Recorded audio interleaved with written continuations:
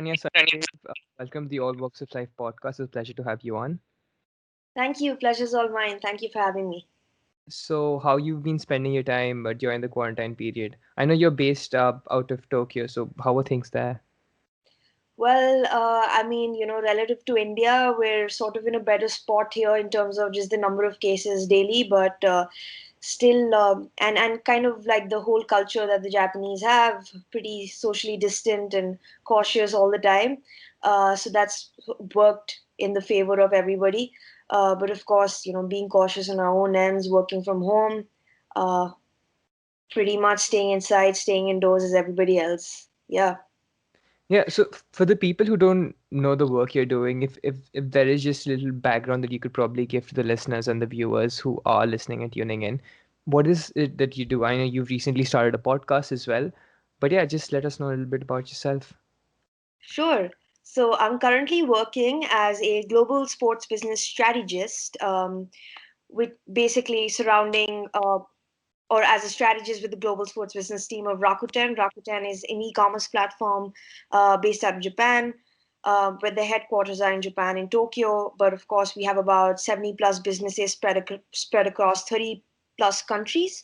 I work specifically on the sports strategy side, and I started about 7 months back, right when the pandemic hit, but I'm glad I was able to make it all the way to Tokyo and start work. Oh, that's nice.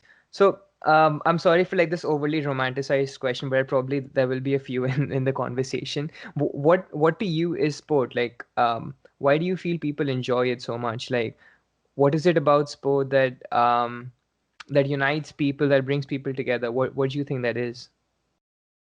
I mean, how long do we have? Can go on forever about why I like sports or what sports means to This me. this conversation can be as long as you want, so don't worry about it.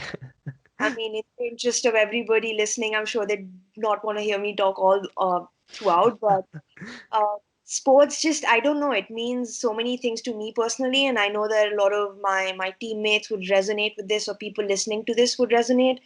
But hard to define it with one word.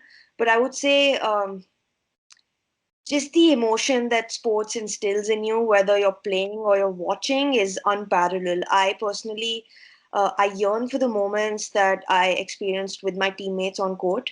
And I do try to kind of get back, even though I'm working full time, I try to get back as much as possible to make sports a part of my lifestyle, rather than, just hitting the gym. I try to play more sports to kind of keep active.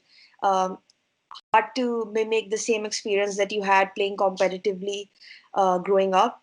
But I think I try to live for those moments, even something as small as the high five I gave to my teammate, and the emotions that instilled and that brought out in all of us. Victory and losses and what it teaches you. I think you can kind of take those skills that sports teaches you, whether that's discipline or whether that's camaraderie, and apply that to any field in life, let alone sports business, so that transferability and the emotions that it brings, I think those two are kind of like key for me. Do you feel it's this sense of meaning that sort of attaches itself to it, as you talked about that with your examples as well, that you felt that this sense of camaraderie or the sense of belonging when you were with your teammates, when you were playing your particular sport? Do you feel it's that sense of meaning that sport gives us, that it isn't simply about 11 people on a pitch, 11 people on a field kicking about a football or whatnot, but it's about working in a cohesive unit to achieve something as a group, as a team, or even in an individual even? So do you think there is this sense of meaning that sport provides to anyone really? Yeah, it goes much deeper than what meets the eye. It's not 11 people on a football field or on a cricket ground, or 5 people on a basketball court. It's about everybody. It's about people on the bench. It's about how your coach interacts with you. It's about how the dynamics of a team work. It's about how you go back to the board, how you strategize, and bring that to and implement that. It's essentially life taking place in that short span of 90 minutes, or Mhm. 40 minutes, depending on your sport. So it's essentially a whole life the dynamism in a game, in a short game, going from all sorts of emotions where you're down and you dust yourself up and rise back up. You share those moments with your teammates. Even when you're playing an individual sport, you have this whole roster of people backing you up. You share those moments with those people, and I think those people kind of hold a very special value, even if you don't continue that relationship going forward, because people move on, life goes on. But that feeling is very hard to mimic, and then those people and that camaraderie stays throughout with you your all your life. Yeah, there's something I've been thinking a lot about, and I had this chat with one of this cricket authors, cricket journalists. His name is Gerard Kimber. He's based out of the UK as well. So, and I asked him this particular question, that if you feel sport has this particular evolutionary relevance, in the sense that if you look at, let's say, sports back in the day, when you connect it to, let's say, the Roman time or the Greek times, there were these gladiatorial and warrior type figures who were almost celebrities, if you may have to say, or people the general populace looked up to. And he said that what we have in modern day sports and sports celebrities in that sense are similar people, because we've channelized our, let's say, aggression in a good way. So in a good way to be it, if you can channelize your aggression in football, in cricket, in different sports even, you can, it's better for society because you are playing a sport which inspires then, let's say, generations. So do you see that, do you see that there is, let's say, an evolutionary relevance to sport? It's almost yeah, it's really relevant to us in that sense. That's a very interesting analogy. I haven't given that a very honest, very thorough thought, but that's such an interesting analogy as you were speaking. And I definitely feel like a way to channelize energy is so key to sports, especially in, let's say, certain vulnerable parts of society where people are at more of a risk of being attacked, or children are at a risk of being attacked. Sports acts as that medium to bridge uh, those divides, or to act on the solidarity, essentially really bringing people together. The first sort of touch point for, let's say, co-ed sports, men and women playing, girls and boys, young girls and boys playing against each other. It sort of exposes you to the opposite gender as well, which is so important in certain parts of society where, so you can actually kind of develop a more cohesive society. And that's also another point of camaraderie, just kind of touching upon the previous answer. So it's definitely, I wholeheartedly agree that channeling your energy is, I mean, there's no other better way to do that than through sports. Right.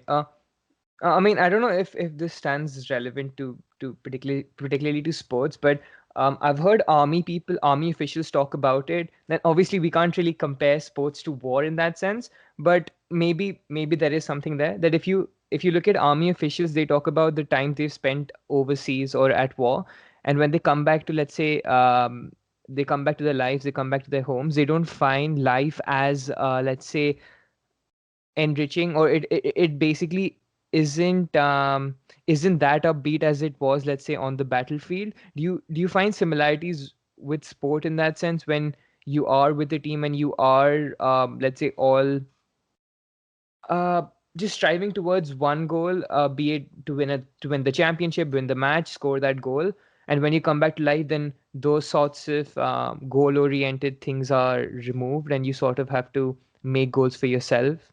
I don't know. That's absolutely correct. You're touching upon such crucial points right now that all athletes in their life, when they've hung their boots, have thought about. Yeah, Uh, yeah. with, and it's led to so much mental trauma as well. It's PTSD essentially, right? It's post traumatic stress disorder. It's basically, I mean, sports wasn't trauma, but the emotions you went through, and the energy that you released after playing sport, and then the next day you had to repeat the whole thing again. And then, so it's very goal oriented. You're kind of living a very linear life, and then you leave sports, or you stop playing competitively, and then you're suddenly exposed to a whole new world that people have been living, that you haven't developed the skills for. very basic skills. Perhaps maybe it's more so spending or interactivity or negotiations. So you kind of have to, of course, you've had all these massive skills that you can transfer from your sports playing days, but all of these skills that you haven't really developed all your life, and now you're kind of living in this non-linear way where you have to define a path for yourself. It can be mentally challenging, and I think we definitely need to also, I've thought about this, of putting um, getting the right people or the right counselors. Like you have counselors for academics in college, you definitely need to train coaches or get more professionals in place, so you can kind of deal with that transition that students might be going through, whether that's in high school or college, or the professional environment. How much of an importance do you feel like education plays?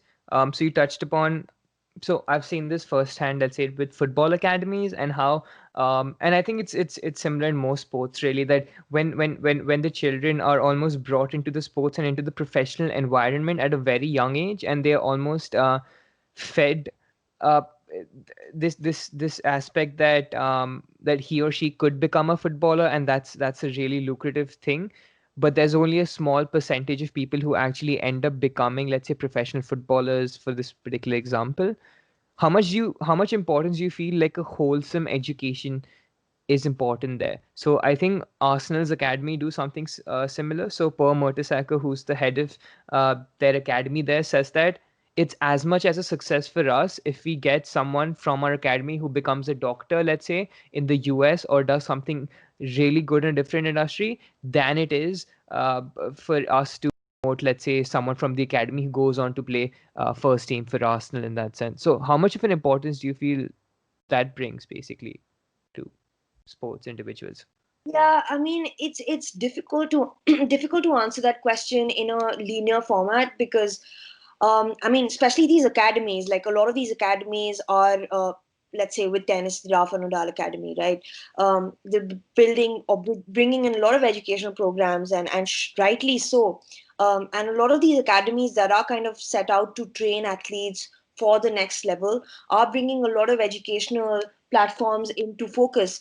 A lot of organizations are now bringing in platforms for athletes, because all athletes, even when you become an athlete, now you're talking about a lucrative sport like football in maybe, let's say, abroad, which has a lot of options, where people can train themselves at the best, on the best grounds, the best pitches, and then maybe, if they can't make a career in Europe, which is the best place to play football, they have other options as well. But for certain niche sports, there aren't those many options. So even after becoming athletes, these guys aren't really making enough money to sustain themselves, let alone sustain their athletic development.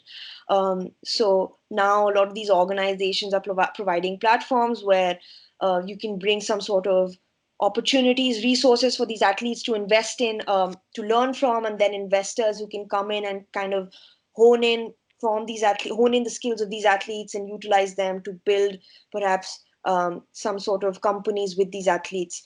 So all of those developments are happening, but I think it's a lot of pressure and expectation to kind of imagine that if you bring in academics with also professional development, where you're training these athletes with one focus, it's kind of difficult to balance academics the same way. We're talking about professional academies here. I mean, all you can do is kind of bring in more of education, definitely, but I think it'll be uncharted expectation if you're really expecting them to also focus on becoming an athlete, and then if that doesn't happen, let me pursue a degree in medicine or a degree in law. I think that's kind of uh, I mean, it's possible. But what do you think the pathway is then? Like, if you say, I totally understand like the rigors that professional academies even demand from these individuals, and if you say that obviously if you are invested so much in sport, it almost becomes really difficult to balance both books in that sense. So, how do you think that we can we can strive to form for these individuals to have better lives then, because we understand that the pool is so small. You talked about Europe in that sense for any professional footballer, but even then, like, we're talking about a very small proportion of this of the very elite leagues around Europe, And even beyond that, like if you start talking about the second and third division of these European leagues, some of these footballers, some of these other sports individuals still struggle to meet their lifestyles even. So how do you think that we can maybe strike a balance here? How do you think we can work things out here? Yeah, like I said, I mean, I'm going to give a specific example, so anybody who's listening also kind of gets more of an expansive view of this. But for example, Sports Hub, which is the arm for sports arm started by Professor Yunus, Professor Muhammad Yunus, is based out of Europe, and what they're trying to do is um, bring in more programs for athletes, which is sort of an athlete accelerator, where these athletes go through a lot of training to develop skills that they can then take to the corporate environment or have investors on board that can build companies or start startups with these athletes and utilizing what the athletes are good at. And they, of course, don't have to be at the top of their athletic career. These are very renowned athletes, no doubt, but also athletes in niche sports that could find it difficult to maintain a lifestyle, like you said. So there are these kind of opportunities that are coming up, and I think also, of course, this is for the long term, but developing sort of counter leagues or more options for leagues to kind of sustain these athletes and different divisions. So a promotion and relegation system, which is huge in football, in the world of football, but not so much, let's say, in a lot of other sports, specifically in the US, they don't kind of work with that system. India is perhaps starting to adopt it or at least look at it, but India is a whole other ball game, and I think we can dive later into that. But those kind of systems work in these athletes' favors, where they actually have a platform to develop and hone in on their skills. Also, from an India perspective, I can say specifically, I don't think this has been talked about a lot, but how about kind of having a bridge where for cricket you can still go into a lot of domestic leagues, you can go into the IPL, you can start playing Ranji Trophy. What's happening for other sports when kids are getting out of college and they haven't developed and they've kind of still given all their life and commitment to sports but really haven't developed anything on the academic side, and they're left not with any league or option to play professionally, or perhaps have an academic degree with vigor that can back them up academically. And I think kind of creating those opportunities for them just to give them more time to either develop more professionally as an athlete or at least then start kind of making a transition to the academic side. Perhaps those kind of options to sustain themselves can come up as well. So that's really interesting you touched upon. Then I think I had a particular question in regards to um, so you touched upon cricket and how, let's say, the structure is a lot better when compared to other sports in India, when you look at cricket in that sense. So the question, like, aimed at here is that, do you feel that it's even possible for another sport to exist if there is a juggernaut sport like cricket? Like, we can understand that how much finance cricket pools and that sort of promotes it to have these structural reforms. So, like, the simple question is, like, even when I was brought up in my family, like, the first particular sporting equipment I was handed was a cricket bat, and it almost becomes, let's say, very difficult for me to then go on to play a different sport like hockey or football, because I am brought up in that environment, and let's say that's the first sort of sporting equipment that's handed to me. So do you feel it is it's do you feel there is a way for other sports to prosper with a juggernaut like cricket in the country? Oh, definitely now, yes. I think the time that you and I perhaps grew up, social media in the way that it exists now wasn't quite there. Now we can kind of, I mean, kids are literally growing up with an iPhone in their hand. Now you can monetize your screen and what you're looking at. Customize your screen and what you're looking at. So now you're kind of speaking to friends who are looking at different things differently, and you have all these different marketing channels that are reaching out to you. There's so much content out there that's coming at you, directed at you specifically. So today, you're not going to take in information from just the immediate environment you're growing up in. You're taking information from the world. So there's an absolute chance that a kid can get attracted to various different sports, or various other interests in the field of sport, let alone just sort of be an athlete. Um, so there's so much that can happen today. And I also feel like other sports, of course, I mean, we are the best in cricket, and I think that's always going to be. I mean, if you're people love stars, right? If you're the best in anything, you're naturally going to be followed more. And I think that's what happened with badminton, where our athletes started performing so well. It kind of changed the whole story of badminton in the country. Um, Same with cricket, with the '83 World Cup. I think that's kind of where it changed Yeah. for cricket, and it's continued and it's sustained. So I don't think it, and it should sustain. Other sports shouldn't develop at the cost of cricket. They should develop with cricket. And I think those things are happening with the commercialization of other leagues as well. But from a grassroots perspective, I have a different opinion altogether for other sports. But yeah, just an overall high level commercialization perspective, definitely options for other sports to seep in apart from cricket. Yeah, I think the key point you touched upon there was the commercialization of those things. So even if I am a young kid who has a phone on my hand and can see whatever I really want to, that is true and not true at the same point, because you are going to be seeing what the algorithm feeds you in that sense. And if let's say Star Sports is being fed, let's say, 10 times more money by the cricketing channels than the other smaller channels, then obviously that stuff will be propagated much more on your social media field. So I think that's definitely there, but obviously the pool's much wider than it was back in the day. um Yeah. so yeah, it's the same thing about like promoting those domestic leagues and having a proper structure in place. I think I've lost my chain of thought. I had a particular question there, but yeah, but I guess we can talk about we can talk about podcasting, because you've recently started off a podcast. So I just wanted to understand, like, what were your motives behind it, and how do you see the medium of podcasting really? Yeah. So apart from, as I said, my full-time work is of course working with Rakuten here. We're global innovation partners with the FC Barcelona and the Golden State Warriors. So that's something that where my day goes and my weeks go. But I always had the idea of also kind of giving back or talking about the Indian sports business community. I got the opportunity to study abroad in the field of sports management for my master's, and um, from then on, I was starting to see the opportunity and starting to network with executives in India, and also seeing a bridge and all the gaps in the knowledge that existed, between people within India and abroad. And I thought, why not kind of build a platform or build a community that can help bridge this gap?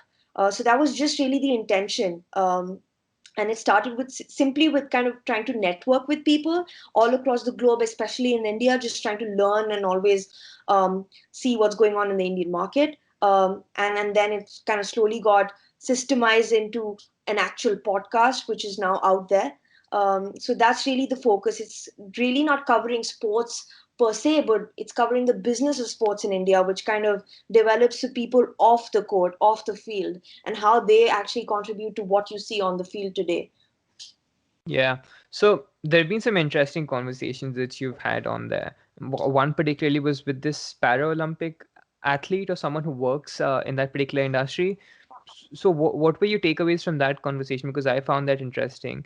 Just because, and I've remembered the question I had earlier, was that so in China and I think in Russia, they have a different way of development of sports. So they don't really teach particular specific sports at a young age, because they are very centered towards the Olympics in that sense. They teach almost fundamental movement skills to these young children, and then through those skills, the coaches and instructors identify what a particular child is good at, and then they sort of pursue and then they sort of make that child pursue that particular sport.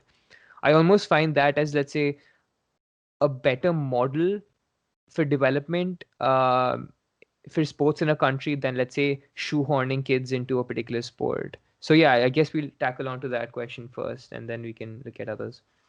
Yeah, I mean, I think that comes from a place of kind of lack of knowledge and awareness. Like you said, yeah, our immediate families kind of always going to push us to playing the sport they know about, and fortunately or unfortunately in India, that is cricket for the most part. And of course, now that's changing with badminton and tennis and other individual sports coming up. And the growing middle class, which is kind of taking on to more expensive sports like golf and tennis.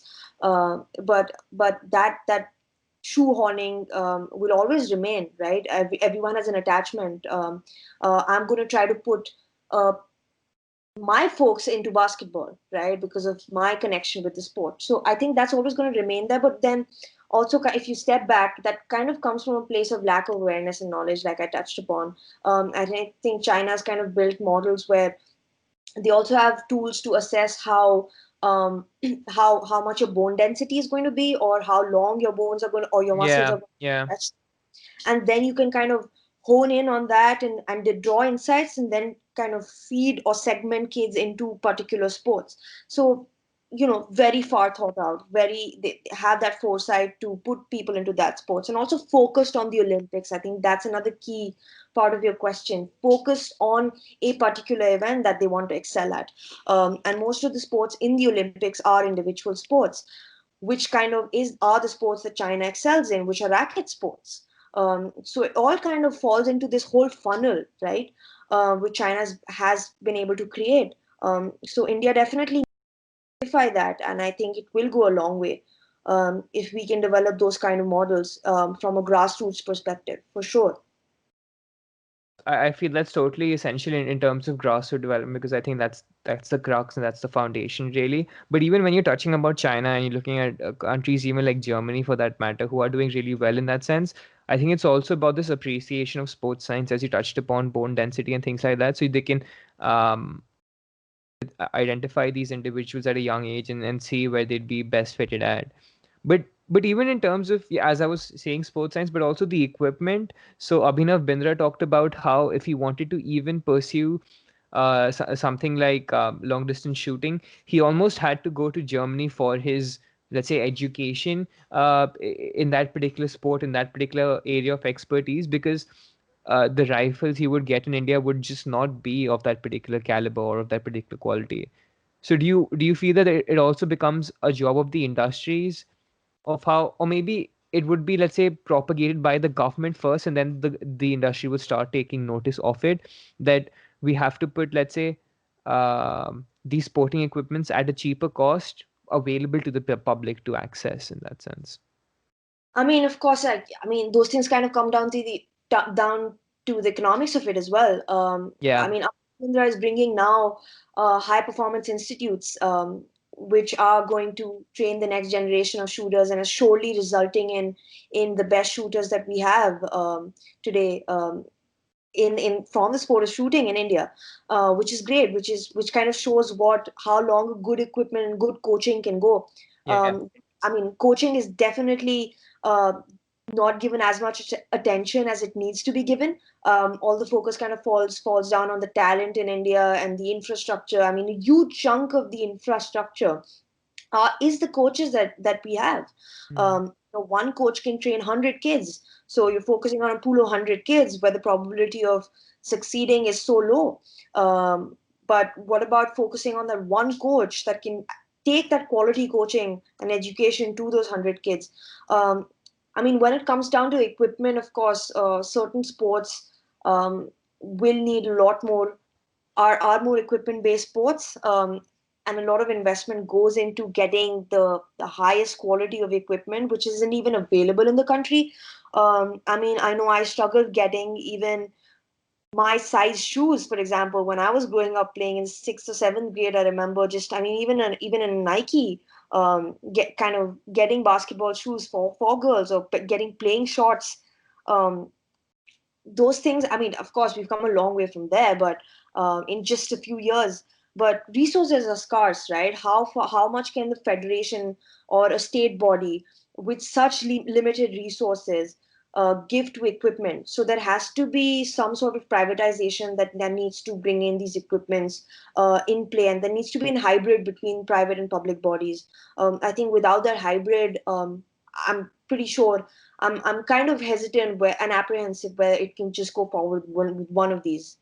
I think you touched upon it brilliantly there. Like, I think because with Prime Minister Modi, he has talked about the relevance and the importance of sport and how it plays a massive role in our lives. So he's talked about Khelo India, he's talked about Made in India in that sense is even. So if he propagates an idea which is, let's say, build locally, build these equipments locally, I'm pretty sure, because Decathlon, I think you had a conversation with someone I was listening, and you talked about that they've totally changed their model in which they approach India, and they've made things really cheap when it comes to the Indian market. So I'm pretty sure that there's several of these companies out there who, if almost given, let's say, a green light, would just jump on this opportunity. So yeah, I think there is several companies in that sense.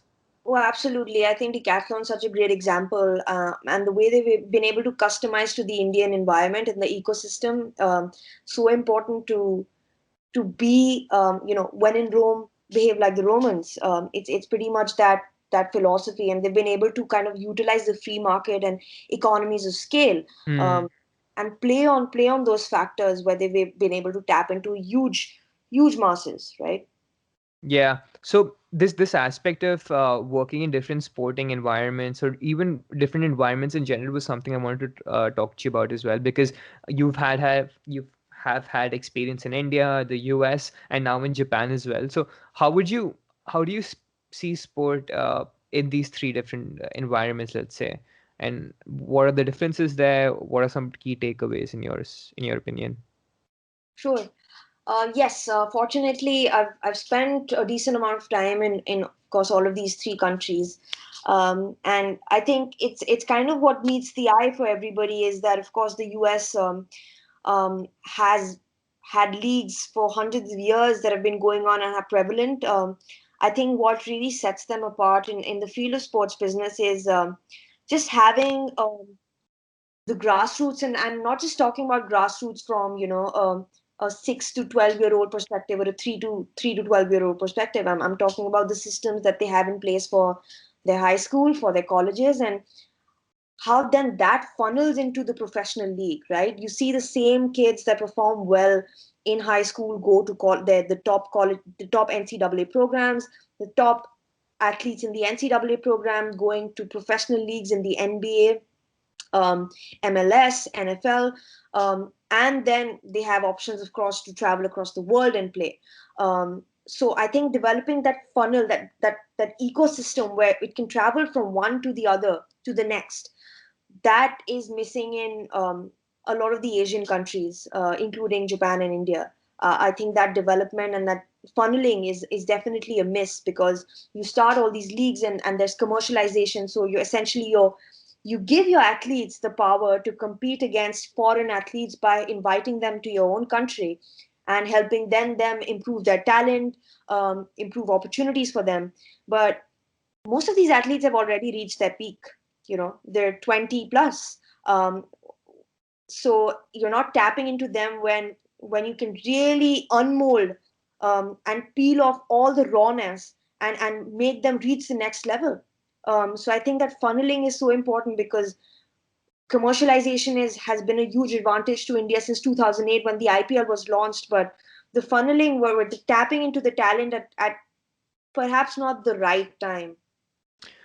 It's such an interesting case study to look at, because I I understand the US model of how they run sports, but I'm still unsure about it, because I appreciate the European model of how they sort of have sports. So it's almost like a pyramid structure, that even if you are, let's say, if I look at a footballing context, that even if you are the 92nd professional team in the country, which is the bottom of the top six divisions, there is still a possibility that if you do well, if you do strategically, if you manage your team well, if you manage your team strategically, make the right decisions, there is a possibility that you will reach to the Premier League, which I don't see in the US model as such. You talked about the whole development thing, and that's great, in the sense that if the children are being, let's say, if the talent is there through the university teams, and then that sort of gets picked up by these NBA teams, MLS teams.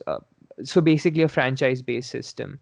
Right. So I just wanted to get your thoughts of, is there a particular system you prefer to another, or do you find positives in both, really? I mean, there's definitely pros and cons of both, right? India, or for example, a country which is completely geographically distant, or has it as a completely different topography, cannot be compared to any of these very developed countries which have been running their leagues for a while. I mean, we can take up any model, but we'll have to tweak it to the Indian ecosystem. It's really difficult to kind of just mimic a blueprint. Yeah. We'll have to definitely create our own blueprint. I mean, just because I mean, you can kind of adapt, an away from home game style or a caravan style of a league. But do you even have the right um, insights in place, the analytics in place, and when you're able to place this business model, do you have the right pieces that can go into this pyramid structure that you're talking about? I mean, from a very basic standpoint, like grassroots should cover analytics and insights. From my playing days, and just to kind of give you a personal example, playing for your state or playing for your college, we didn't have access to any of our stats. How is that supposed to lead to any improvement? This of course changes when you reach the professional level, but again, are there enough people or enough analysts on the boards of these franchises that are drawing insights from these for these teams, for these athletes? So I think we can kind of take up any business model, but it has to be tweaked to the Indian ecosystem. So I totally agree with that, and I think that stats and analytics play a massive role. But just, but even going much before that, like I have had a great. I was fortunate enough to work with this company called World One Sports, who are based out of India, um, and they were, I think, they were the first people to propagate the idea of baby leagues in the country, and they started off with football. So they started off with pockets in. I think Mizoram and Manipur, so like small cities over there, and they obviously understood coaching and all these things that we attach to it later on, let's say stats, analytics, whatever, they play a massive role. But what plays a much more important role is simply playing game enough games in a particular season to make those individuals better. So they looked at the Uruguayan the model in Uruguay and the model in Argentina, and that's where the Luis Suarez and the Lionel Messi's came out of the world. It's not that because they were, let's say, economically rich and they could afford these facilities, but more that their kids were playing 35 games a season, which is almost like what the professionals are playing. Obviously, smaller pitches, obviously small, with lesser people, but just the fact that they have a game every weekend and they're playing and they're out there, just development. And I think BFC, Bangalore Football Club, picked like half their kids basically because of the talent and the work they were doing. So I feel we sort of first have to propagate this idea of simply going out there and kicking about a football or playing with a basketball with members, and then the rest can sort of be built on that, because I feel that's the foundation. Oh yeah, absolutely. I mean, you have to firstly promote Fit India. I mean, Yeah, yeah. the whole message of Fit India, in order to bring sports to different parts of the world, to uplift people out of rural areas and bring them up to better opportunities or make them learn new skills through sport. I think sport is a great example to do that. But at the same time, I also want to highlight that that's happening in a lot of parts, with the youth leagues, or now every sort of team in the ISL kind of having a sports program, where a grassroots program where they're able to have these athletes. So we also must kind of distinguish between programming and development. Yeah, So it's great to have these programs, and make kids play, firstly make them actually feel what yeah, yeah. playing on a field feels like, and what touching a ball feels like. But then to be able to take that and develop that and hone that into something, Mm.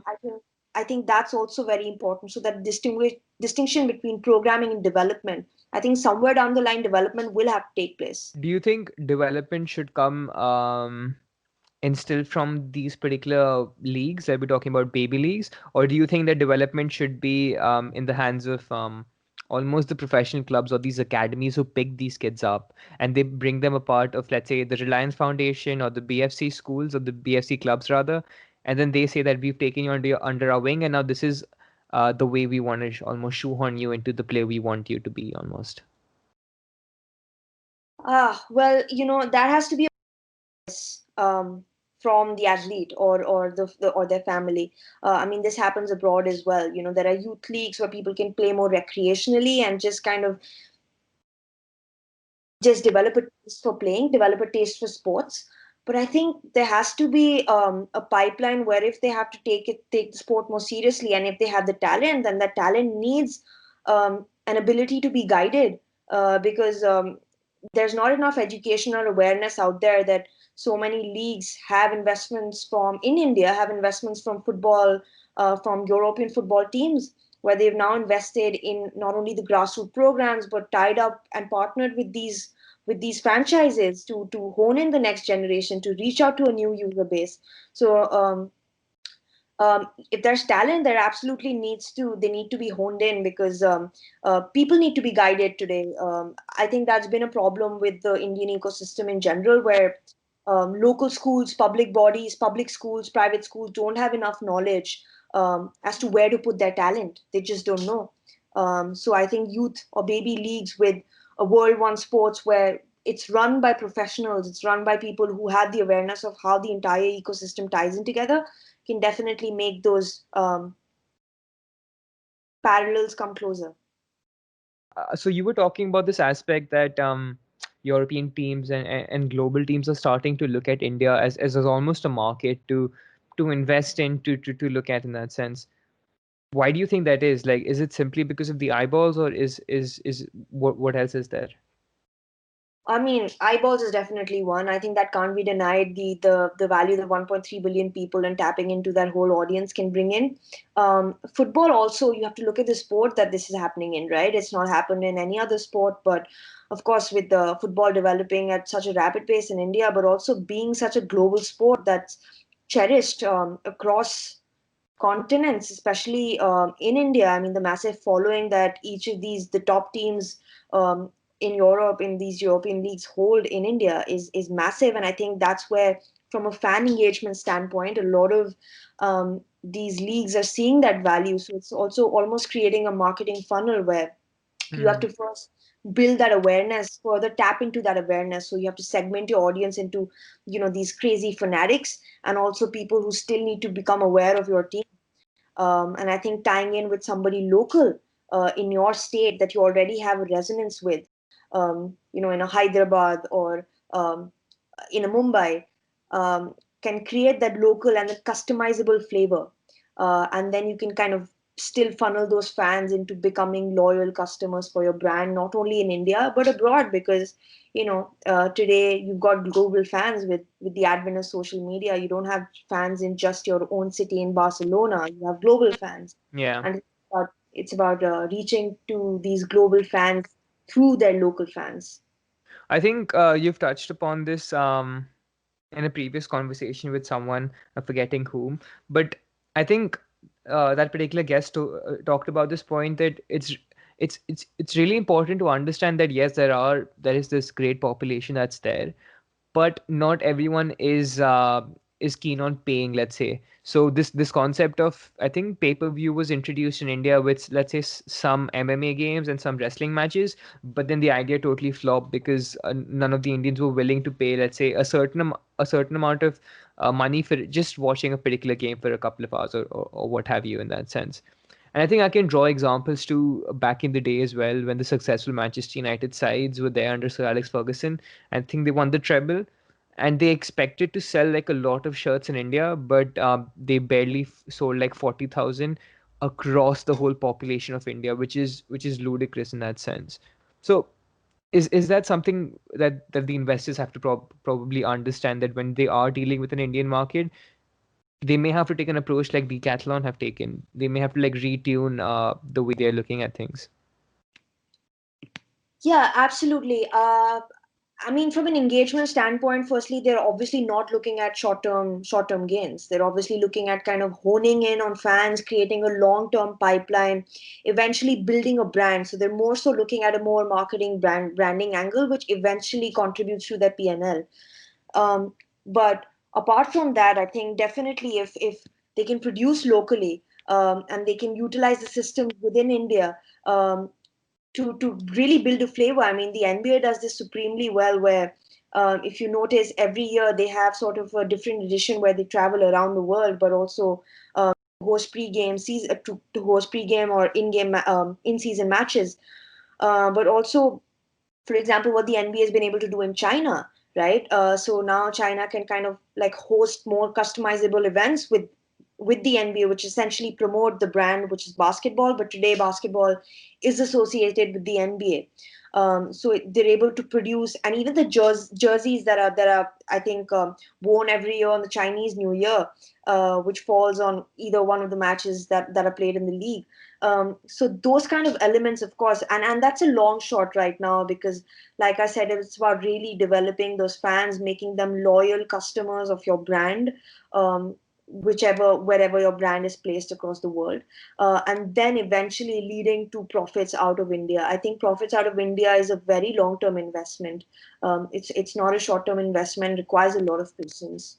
Do you see a dichotomy here? Like we were initially talking about, let's say promoting locally and promoting the local leagues and local structures in India, and then now we're talking about, let's say, how there can be foreign investment in India to almost propagate their club. So you've talked about this essence of. So basically, what I draw from that is this term called globalization, which is what you're talking about. So being global yet being local in that sense. So, and I think Manchester City as a football club and the whole enterprise of City Football. I think City Football Group. So they have these small sister clubs in several parts of the world. If you, and it's to propagate that same particular football club in Manchester, so they can almost draw connections with, even if they have a football club in Yokohama, or if they have a club in New York, or if they have a club in Girona in Spain. So isn't that taking away from developing the sports in that particular country then, and to sort of take almost the money away to England, to the Premier League, or to whatever we are talking about? I Because I've mean, had this conversation with some people, and they are sort of against the model of investment in India by foreign institutions in that sense. I mean, sure. I think globalization, and that's such a great term, right? But look at the other side of the investment, the other side of the coin, where now you have your athletes, you have these kids with a chance to play for a foreign league in the future, and the kind of eyeballs and investment that's going to bring back to India. And we're talking about big money investment here, right? So you're essentially opening up a whole new market to the country. And as India, we have that advantage of being able to understand the global language, the global culture very well, because it's in a sense we're a developing, a growing, a modernizing society. So it's that advantage where there's not too much tuning in to the local flavor, because a lot of these Indians are adapting to the flavor that these European teams or the American teams come with. So I think you have to look at the flip side of the coin and Mm-hmm.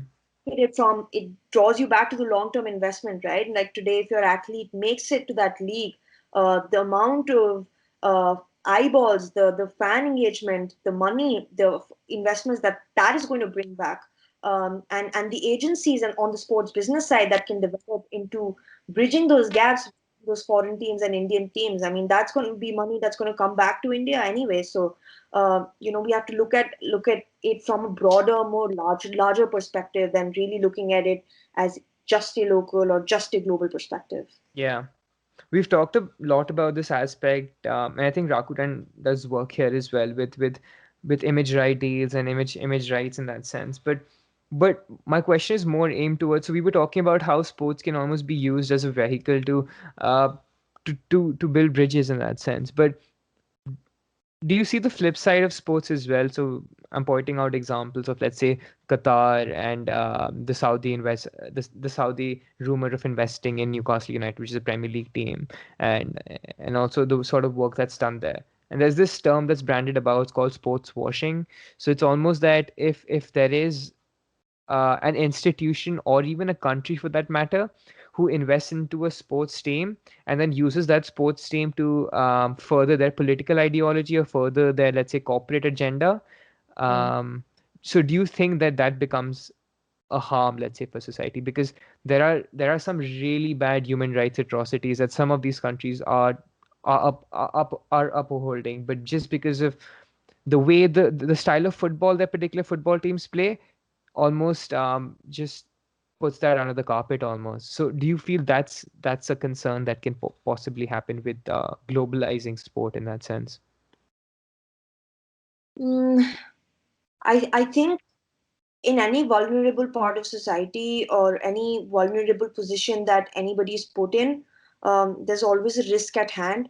But the risk is not because of sport; it's because of the system, and that can take place anywhere, not just the places you mentioned. So I think the system is where the problem lies.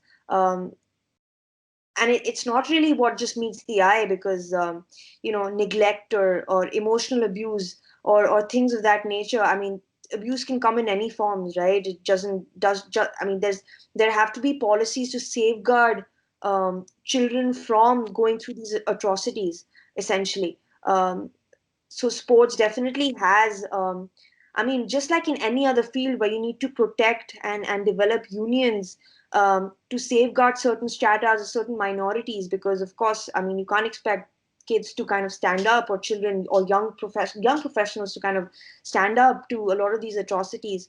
You need to have the right policies in place. So I think that's a matter of any field, but kind of creating the right system, not just sport. Yeah, I think like you touched upon a great point there, but that wasn't the core concern of the question I was trying to put forward. It was more that let's say it's like sport is almost used as like a political football in that sense to propagate that idea. Like since the investment since Abu Dhabi's investment into Manchester City and the City Football Group, the tourism has almost rocketed through the roof, and it's almost used as so the core concern I'm trying to put forward here is that, and even if they are, let's say, money laundering in that sense into that particular sports team, they can simply wipe it out because of the strength they have with their lawyers, and they can simply buy out lawyers, and these sporting institutions, however old they are, however traditional they are, they still cannot compete with, let's say, global entities. So when we are talking about the system being in place, for example, if the system isn't best set up to, let's say, if you are a sporting institution, you basically, however powerful you may be, you aren't powerful as a country in that sense. So that was that was the concern I was putting forward. Yeah, I mean, you're absolutely right. There's this topic is a whole other, it's a whole other topic of integrity and compliance that kind of goes behind sport and goes into sport. Um, it's expansive. I mean, there's huge reasons as to get into it. But there's no one solution, right? There's more kind of problems than there are solutions for this. Yeah, I think there's always going to be flip sides to any field, for that matter. Mm-hmm. Sport. Where do you see sports headed? Like recently, with the propagation of, like, let's say, esports in that sense, many people have come to question what sports really means. Like, does it have to be a physical activity? Does it have, like, people are still are questioning sort of the definition of sport. Do you sort of have a way you look at sport and define what is sport and what is not sport? Um, I mean, so the very traditionalists will obviously not consider esport as a sport, right? With the traditional definition we've grown up with. But I think with times, the definition of sport has changed, is changing. I mean, um, I know some of these athletes, and I've read from whatever I've read, is that some of these athletes actually have a regimented system where Yeah. where they train their finger dexterity to compete. And then there's a whole other, so there's esports, and then there's gaming, and then within gaming there's mobile gaming, which is so Mm. separate, and all of these are leading to a massive influx of investment in every country. I mean, India, in terms of mobile gaming, just because of the Yeah. handset they have in their hand, and with the advent of 5G, this is just going to accelerate. So it's about what brings most investment. So on the sports business side, I think everybody's very happy, and it's a win-win for everybody. On the more traditionalist side, I'm not sure what they have to say about this. They can probably have a different opinion. Yeah, I know I don't have you for much longer because you had agreed for an hour. So just it's been a great chat. Thanks for coming on in that sense. But just before you go, if there's anything you'd like to plug, feel free to. And yeah, this has been a great conversation, Ananya. Likewise, thank you so much. I mean, I didn't expect to kind of dive so deeply into such different topics. Sports, it's usually kind of quite linear sometimes, and we just focus on what we know about or what we I think. sort of tried looking at things we could discuss that you haven't really talked about earlier. So yeah, let's make things up. Absolutely. Thank you so much for having me. Appreciate it. And Thank good you. luck. Thank you so much. Yeah, same to you. Same to you. See you again, and let's hope we can have this sometime again in the future. For sure. Let's Yeah. have a second part to this. Yeah. Okay. Thank you.